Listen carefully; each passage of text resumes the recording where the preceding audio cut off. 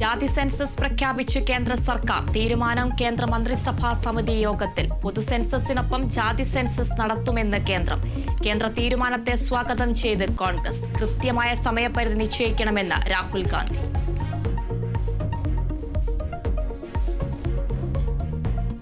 വിഴിഞ്ഞം തുറമുഖം പുതിയ യുഗത്തിന്റെ തുടക്കമെന്ന് മുഖ്യമന്ത്രി പിണറായി വിജയൻ. ലോകവ്യാപാര ഭൂപടത്തിൽ കേരളം ഇടം നേടി. കമ്മീഷനിങ്ങിന് മുമ്പേ വിഴിഞ്ഞം കുതിക്കുന്നു. വിഴിഞ്ഞം ഓരോ മലയാളിക്കുമുള്ള സമ്മാനമെന്നും മുഖ്യമന്ത്രി. 10ാം വർഷത്തിലേക്ക് കടക്കുന്ന വേളയിൽ ഓരോ മലയാളിക്കുമുള്ള സമ്മാനമായാണ് വിഴിഞ്ഞം അന്താരാഷ്ട്ര തുറമുഖത്തിൻ്റെ കമ്മീഷനിങ് തീരുമാനിക്കപ്പെട്ടിരിക്കുന്നത്.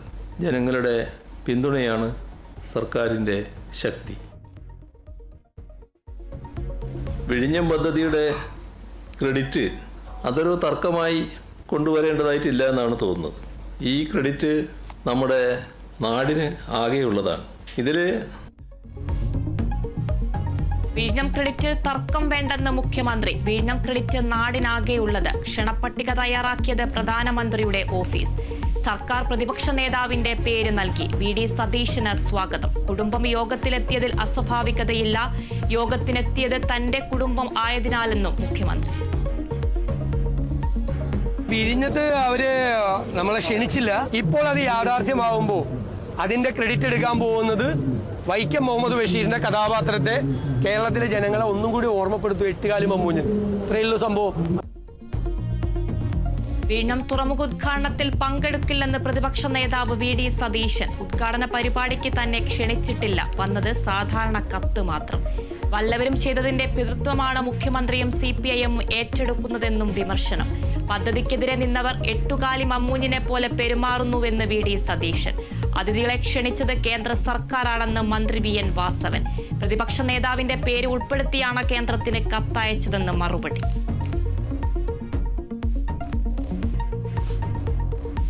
പുലിപ്പല്ല് കേസിൽ റാപ്പർ വേടന് ജാമ്യം. വനം വകുപ്പിന്റെ വാദങ്ങൾ കോടതി തള്ളി. പുലിപ്പല്ലുമാല സമ്മാനമായി ലഭിച്ചതാണെന്ന് വേടൻ. ജാമ്യം നൽകിയത് Perumbavoor judicial first class magistrate കോടതി. വിവാദങ്ങൾക്കിടയിലും വേടന്റെ പുതിയ റാപ്പ് സംഗീതം പുറത്തിറങ്ങി.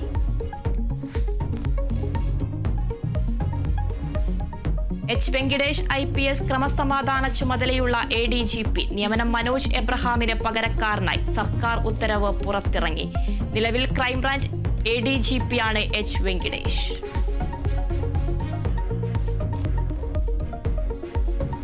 പുതിയ ചീഫ് സെക്രട്ടറിയായി A ജയതിലക് ചുമതലയേറ്റു. ചീഫ് സെക്രട്ടറി പദവിയിലെത്തുന്നത് ശാരദാ മുരളീധരന്റെ പിൻഗാമിയായി. ക്യാബിനറ്റ് തീരുമാനങ്ങൾ നടപ്പിലാക്കുകയാണ് ചീഫ് സെക്രട്ടറിയുടെ ചുമതലയെന്ന് A ജയതിലക്.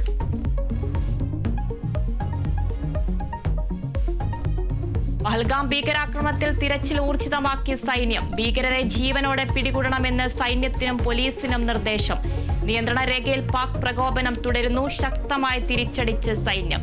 റഷ്യൻ സന്ദർശനം റദ്ദാക്കി പ്രധാനമന്ത്രി നരേന്ദ്രമോദി. തീരുമാനം ഇന്ത്യ പാകിസ്ഥാൻ സംഘർഷം രൂക്ഷമായ സന്ദർഭത്തിൽ.